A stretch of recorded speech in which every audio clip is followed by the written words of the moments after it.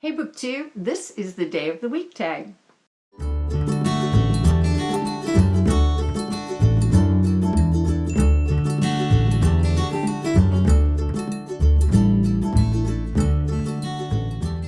I'm Jen and I talk about audiobooks, and this is the Day of the Week tag. I was tagged by Steve Donahue, who is the absolute king of tags. The man has done every tag in the entire Booktubeverse. So if you ever want to do a tag and you don't know which one to do, go to his channel and just sort of peruse, and I'm sure you will find one that appeals to you. So the tag's creator is J.D. Archer, and I'm going to go ahead and link both of those below so you can go check them out. The Days of the Week tag is a vague tag in that there are no specific questions. It's just sort of associating a book with the day of the week. So Steve decided to code the direction of the Roman or Greek god or goddess for who the day was named. And I kind of like that idea because it just made sense. So I loosely went with that, and so anyway, here we go. Sunday. Sunday is the first day of the week for me. It is a day of rest. I have a lot of God books sitting around my house because my husband's a pastor, and we've both been involved in Christian ministry for a long time. And about that, I want to say this. First of all, I don't think of us as religious. I don't like that word. I don't like the connotations that go with that word. Structure and legalism and all that stuff. I don't know. I don't like that word. And so I just think of myself and my husband and people like me as people who just have a relationship with God. That's it. It's a daily kind of ongoing thing. I walk by faith because I'm not sure how else you can walk if you are a Christian. I love what Maya Angelou said one time. I read that she said, when people say, I am a Christian to her, then she would always reply, already? And I love that answer because she's right. It is a journey. Like, you start out pretty much with the basics. And from then on out, it doesn't matter whether you get into doctrine or semantics or, I don't know, all of the complications that go along with being in an organized religion. If you've got a relationship with God and you're walking with Him, you'll get there. You know, it's kind of an ongoing thing. You get the first part right and everything else is just, you'll get there or you won't get there. You'll agree or you won't agree. So, all of that said, the book I chose was Soul Keeping by John Ortberg. John Ortberg is one of the great theologians of our day, and he's a Presbyterian minister in the Bay Area, and he has written a lot of books. My favorite title of a book that he wrote is, If You Want to Walk on Water, You Gotta Get Out of the Boat. I love that. But anyway, this is about the keeping of your soul, caring for the most important part of you. It's got some good stuff in it. And I've not read very much of it. I've read just this small amount, and I have quite a bit to go. But it's a pleasure to get to read it. And I've tabbed the heck out of whatever I've already read because it's just so full of stuff that John Ortberg is an author. When he says something, it just really rings true with me. It's like he'll say it and I'll go, yeah. So if you can pick up something of his, it's worth it. He's a great author and I highly recommend him. Monday is all about the moon. There is no god or goddess that is the god or goddess of the moon when it comes to Roman and Greek mythology. There are gods that are associated with the moon, kind of like the moon is under their domain or something. But I just went with the moon because I thought that's the easiest thing.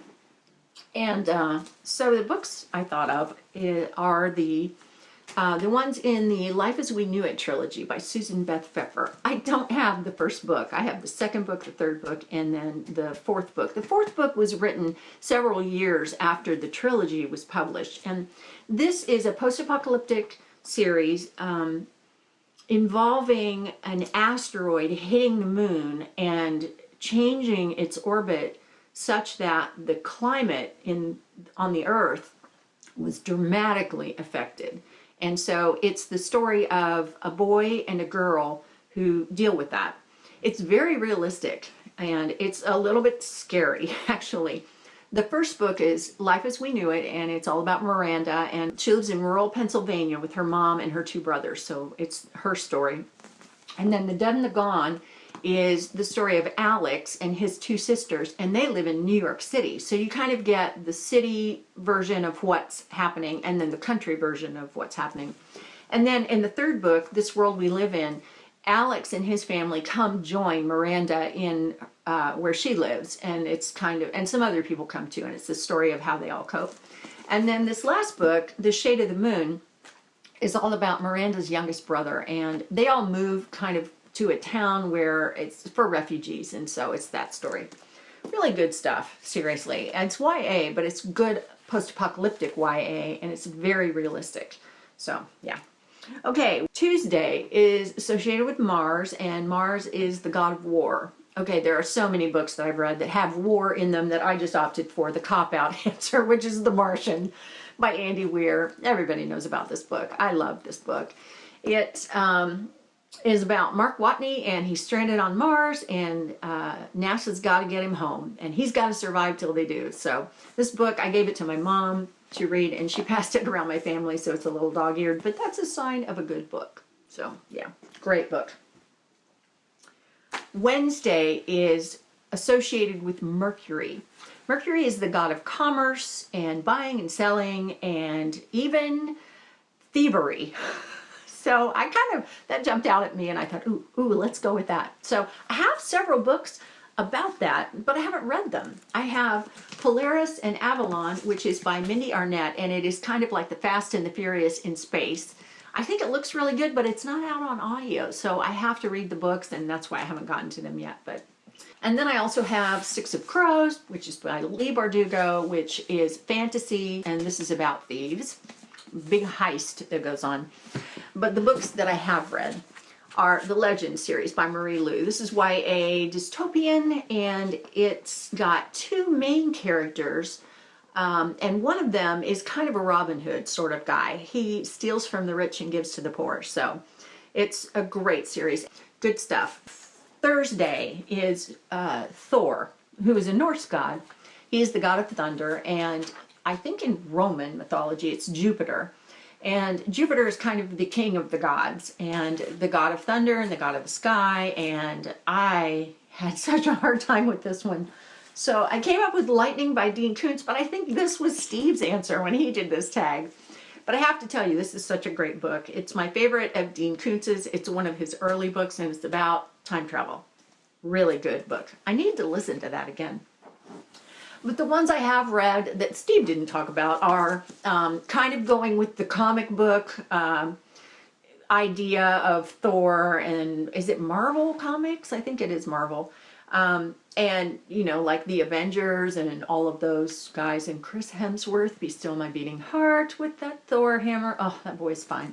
So I kind of went with that, and I came up with the Reckoners trilogy by Brandon Sanderson. This is YA fantasy about something that happens in the sky that gives people powers, and it corrupts them, and they use them for evil, not for good. This has, I think, one of my absolute favorite main characters of all time. David Charleston is a kid whose dad was killed by one of these supervillains. They're called epics. And so he does all this research for 10 years, as to how to defeat them. He wants to find a weakness. And so he's kind of a brainiac geek. So he wants to join this group called the Reckoners, who are a small group that's fighting the epics. And so they are like, you are a brainiac, you can't help us. And so he's a little bit bumbling when it comes to the action part of things, but when it comes to the figuring out stuff, that he's really good at it. So he's just a delightful character and very endearing. And this on audio is narrated by MacLeod Andrews, and he's wonderful. So great series. Friday is about Venus, and Venus is the goddess of love, so I have no lack of books about love, but I was trying to think of an epic love story. So what I came up with was Outlander by Diana Gabaldon. Jamie and Claire talk about an epic love story. There are 9 books in this series, and they're all fat, big, fat books, and I've read them all. They're narrated on audio by Davina Porter, and they're really good. And this is about a woman who walks through some standing stones in Scotland and falls back 200 years in time. And so she's involved in the Scottish Rebellion in the 1700s. Diana Gabaldon is a real stickler for historical accuracy. So anyway, great series, great story. My favorite of the series is Voyager, and in this one they go from the Scotland to the US on a ship. Lots of great stuff in this one, so it's my favorite of the series. Saturday is associated with Saturn. Saturn is the god of a lot of things, but the thing that jumped out at me was that he's the god of time, because I love time travel. Love me some time travel. And the most fun, funny, delightful, good, best book I've read about time travel lately was Just One Damn Thing After Another by Jodi Taylor. This on audio is narrated by Zara, Ramm, and it is so good. I was so impressed. It's adult sci-fi, but it's all about time travel, and it's set in Britain, so it's very smart, funny. There are 7 or 8 books in the series. Did I write that down?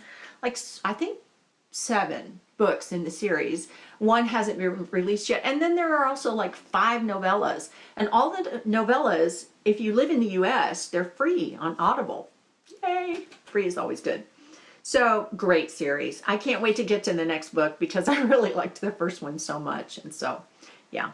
So that is the Days of the Week tag. If you have any better suggestions for any of these kind of associations that I made, tell me, because if they're books I haven't read, I'm sure I will be interested.